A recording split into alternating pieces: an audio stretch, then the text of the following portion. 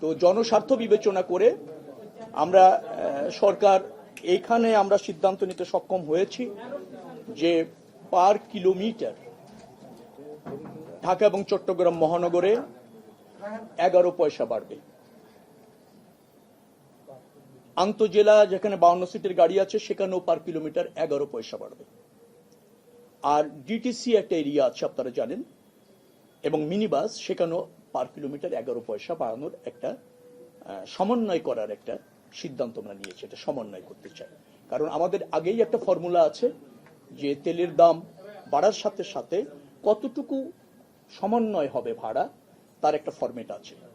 তো তাতে যেহেতু 15 টাকা বেড়েছে, তো সেখানে পরিবহন মালিক সমিতির দাবি ছিল প্রায় 28 পয়সার মতো।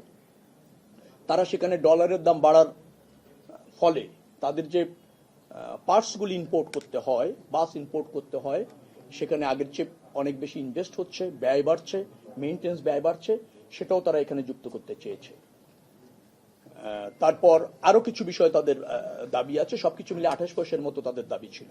পরবর্তীতে এসে ক্যাব সহ অন্যান্যদের পরামর্শ ক্রমে এসে এটা 22 পয়সাতে এসে থাকে। আমরা সর্বশেষ গতকাল এবং আজ 2 দিন সবার সাথে মিটিং করে যারা এই সেক্টরে যুক্ত 11 পয়সা পার কিলোমিটার বাড়া না সমন্বয় বলবো আমি সবসময়ের জন্য একটা সিদ্ধান্ত নেওয়া হয়েছে। এবং এটা আগেও ছিল, তেলের দাম বাড়লে কিভাবে সমন্বয় হবে, তেলের দাম কমলে কিভাবে সমন্বয় হবে। এবং আপনাদের এও জানিয়ে রাখি যে এই সমন্বয়টা শুধু এবার বৃদ্ধির ক্ষেত্রে না, তেলের দাম পুনরায় কমলে আবার এই একই প্রক্রিয়ায় ভাড়া কমবে। আবার তেলের দাম যদি বাড়ে কোনো কারণে, তাহলে একই প্রক্রিয়ায় ভাড়া সমন্বয় হবে।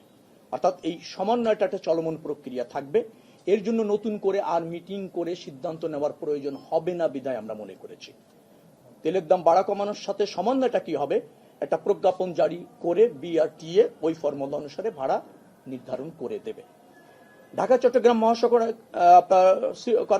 সিটি কর্পোরেশন এরিয়ায় এখন মনে হয় 2 টাকা 42 পয়সা আছে পার কিলোমিটার, সেটা 11 পয়সা যুক্ত হয়ে 2.53 টাকা আপনার হবে, তাতে 4.45% বাড়ছে।